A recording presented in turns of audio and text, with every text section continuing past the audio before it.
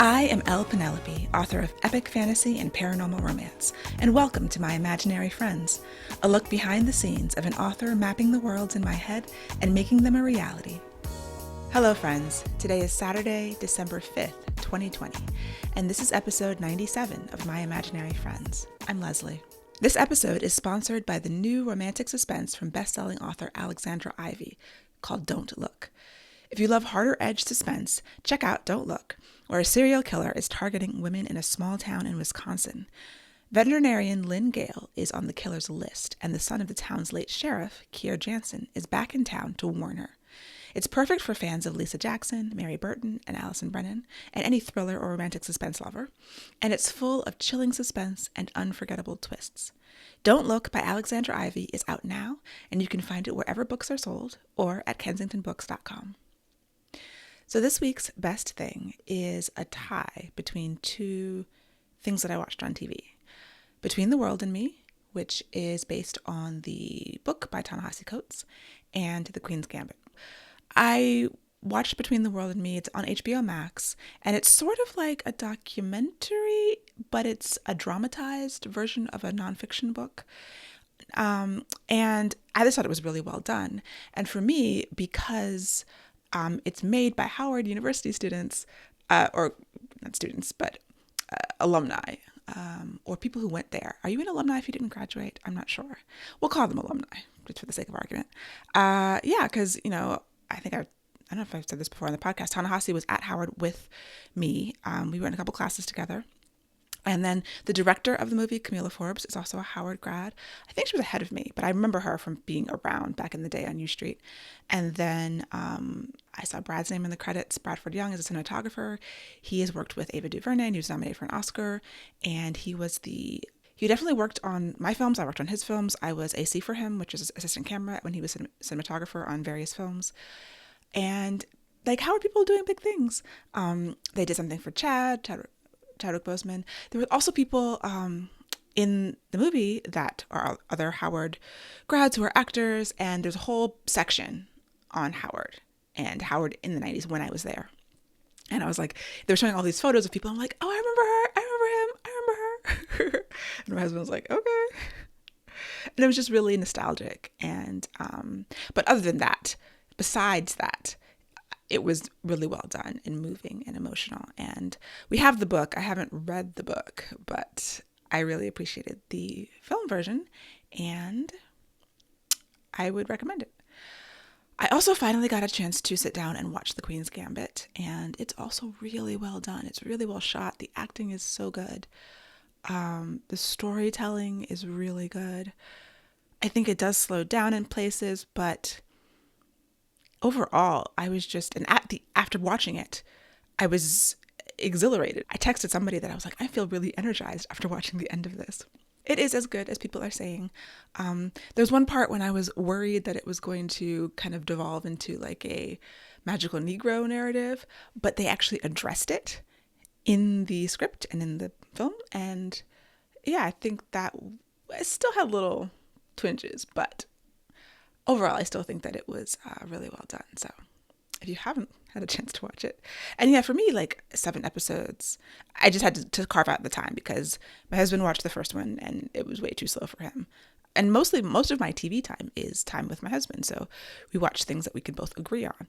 And so when I want to watch things that he has no interest in, usually that time I would be reading.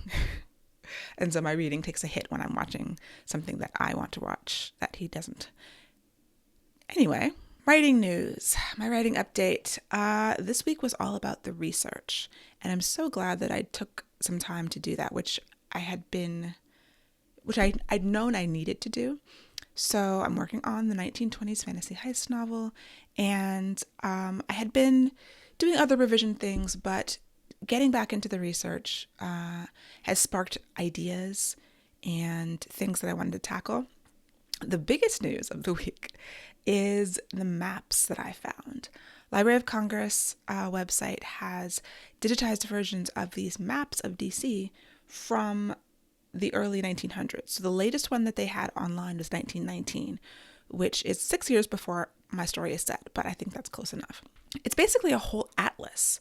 So it's really cool. You can look at it, and I will put a photo in the show notes just in case you are geeking out on old maps like me. But it shows the streets and the outlines of the buildings and some of the building names of the businesses that were there. So, like the larger ones. And it's exactly what I need because I want to reconstruct U Street in DC in 1925 and be able to like mentally walk down the street and see, okay, I'm passing this drugstore and I'm passing this cafe and this theater. And so I can build the environment for my characters. I was so excited by these maps. And so then immediately I was thinking, well, how can I stitch these together? Because it's an atlas. So to get, if you're familiar with DC, to get from the Howard area, the U Street corridor, and Shaw, all the way to like 18th Street or DuPont Circle, is like 8 or 10 different pages of maps.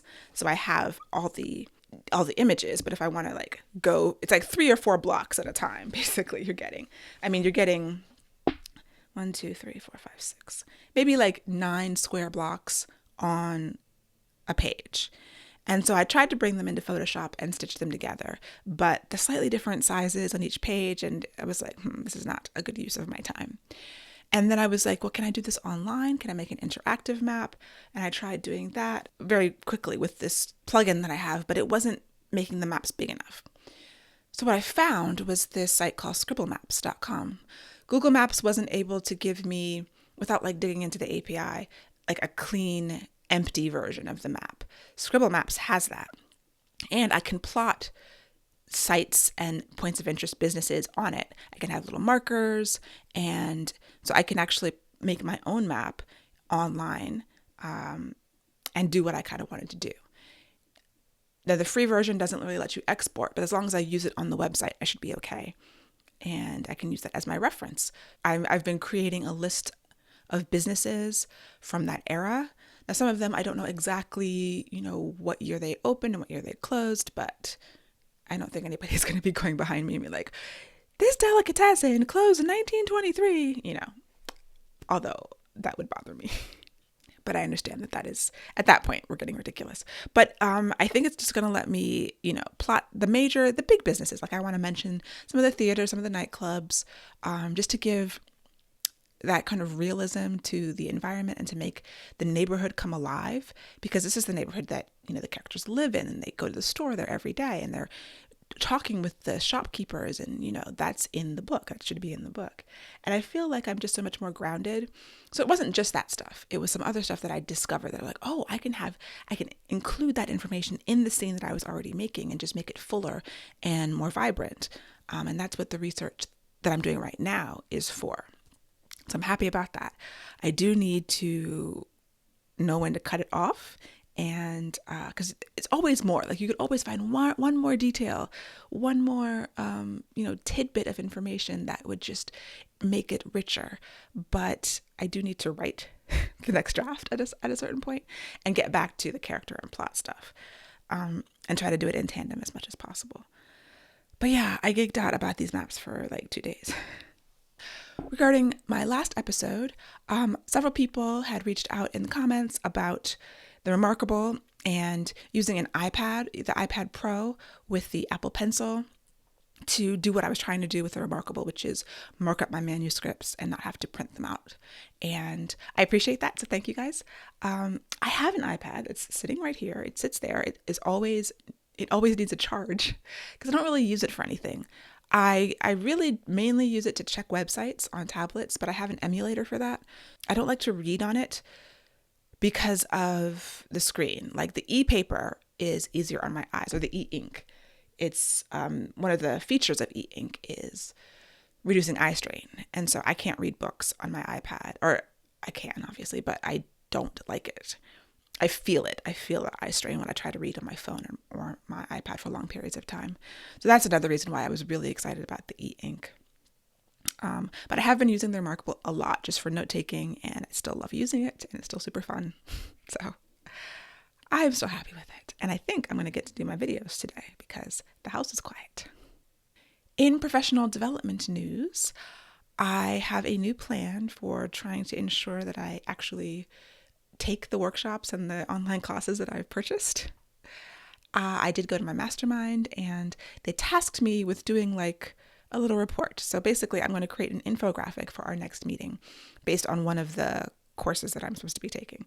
Having sort of a deadline and a milestone to meet that other people are going to ask me about has really helped. It forced me to actually carve out some time and sit down, which I did yesterday, and watch the first couple of lessons of this course and take some notes on it so that I can today put together a little infographic and just sort of give like a book report, like what you did in school was you read the book and then you give the report to prove that you read it and to share your knowledge.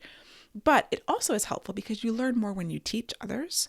And so if I'm taking the class with an eye towards, I'm going to relay this information to my mastermind group, then I pay attention a little bit more. I'm taking more notes. I'm thinking about I'm just thinking about the concepts more. And that's another idea.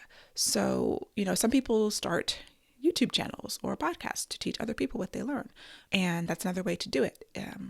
So that is working for this week. It still fell off the list, honestly, taking the class, but I had to do it late Friday in the evening because I was like, I could do it Saturday, but I'm going to be pretty busy this weekend and mastermind's on Sunday and I want to make sure I get it done. So I squeezed it in there. The slot I gave it slipped to work stuff because I got, for some reason, like 15 emails on Friday and I was like, oh my gosh, from clients and stuff. So, but I'm making baby steps. I'm making progress. So that's all I can ask for. Several people have contacted me about the HB90 bootcamp class that author Sarah Cannon is holding. It starts up December 13th, and I have a testimonial on the website. I definitely recommend it. The HB90 class, I know that she's expanded it since I've taken it, so it's probably even better, even more information. But I don't use all the techniques. I don't use all the techniques of anything, but the class was still super helpful. I'm so glad that I took it because it got me thinking about time management in a different way. And not just time management, not just planning projects and to-do lists, but what are you doing all this work for? Like she goes through sort of career management and self-management and then uses that for your time management so that you can actually identify the things that you need to be doing and cross off the list the things that you don't need to be doing and then use that to plan. And then also taking into account how much time you actually have versus how much time you think you have. So I incorporate so many of those techniques, and I did use her planner for a while. I modified her planner and I'm still modifying things, but if anybody out there is thinking about taking this HB90 bootcamp, which is a productivity and planning for writers, but I think there's a lot of other people who take the class too.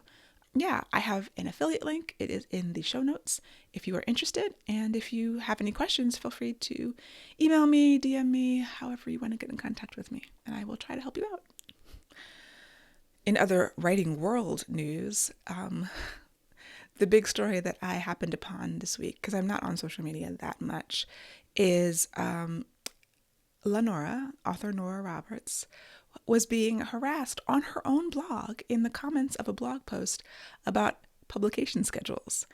And I will link to this in the show notes. There's a woman named Deborah, who is the new Karen, I guess, who believed that she knew more about Nora Roberts' publication schedules and her ability to publish books faster than Nora Roberts does. And Nora Roberts is actually commenting to her, like engaging with her in the discussion in the comment section in a way that is far more polite than she needed to be on her own website, as far as I'm concerned. And it was just entertaining and also frustrating and like saddening. Basically, the woman wanted more books.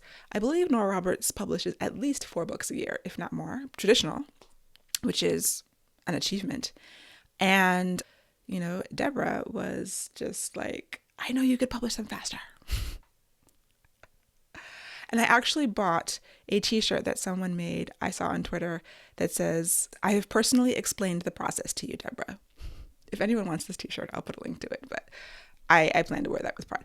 I just think that's a hilarious inside joke. And I have another t-shirt that I got from Cockygate, which was the whole trademark kerfluffle that I'm not going to get into again. But someone tried to trademark the word cocky in books and book titles, and it was a whole thing. So Cockygate was raising money for the legal defense funds of the people that were targeted by this individual. And so I have this, I think it says "Fight Like a Romance Author." That's what the t-shirt says. And it's a tank top, so I wear it to the gym. I know that people don't understand what it is, and I've tried to explain, like, to my personal trainer. She was looking at the shirt, and I was like, oh, it's this thing with the court case and trademarks, and there's no way to really explain it so that it makes sense to people, but it's like an inside joke, and I think that's kind of funny, so. Oh, so if you are listening to this in real time, on Wednesday, December 9th at 6 p.m. Eastern, I'm going to be doing an event called Once Upon a Winter Ever After, which is presented by SMP Romance, St. Martin's Press, with authors Farah Rashan, Nancy Nagel, and Lily Manon. And we're going to be telling a story live in real time based on listener feedback. And so there's a poll up now. You can vote on character names and plot twists and things like that. And I will link to that also. It should be really fun. I'm super excited about this. I don't know how good I am at thinking of things on the fly, but I did at ReaderCon last year. CSE Cooney and Marty Cahill, I believe, they did a workshop, an improv workshop for authors. And improv is always scary to me. I'm extremely self-conscious as a person, and I'm not the fastest thinker. I'm not like fast, witty, and quick with comebacks or things like that. But I went to this workshop for doing improv, and it was so much fun. And I found myself like charging in there when other people were kind of holding back because I just wanted to get the most out of it. And so I think this is going to be like an improv thing. That's how I'm going to approach it. I don't know if I'm any good at it. There was also at the Muse Writer Center in Norfolk, Virginia, they probably still have it, or I don't know if they can do it online, but improv classes for writers, because it is, and comedy classes and like stand-up comedian classes. And those things, I think, help to free your mind, from the constraints that you have. I think taking like a real improv class would be extremely terrifying, but good for me. I don't know if I'll ever actually do it. So anyway, check out this event, Once Upon a Winter Ever After. It should be really cool. And that's all for me for this week. I hope that you have a wonderful week, and I will talk to you next week. For episode show notes and to sign up for the Footnotes newsletter and get the show notes in your inbox, go to myimaginaryfriendshow.com. Subscribe wherever you get your podcasts and watch the video episodes on YouTube. I would really appreciate a rating and review to help support the show. And My Imaginary Friends is part of the Frolic Podcast Network. For more fantastic podcasts, go to frolic.media/podcasts.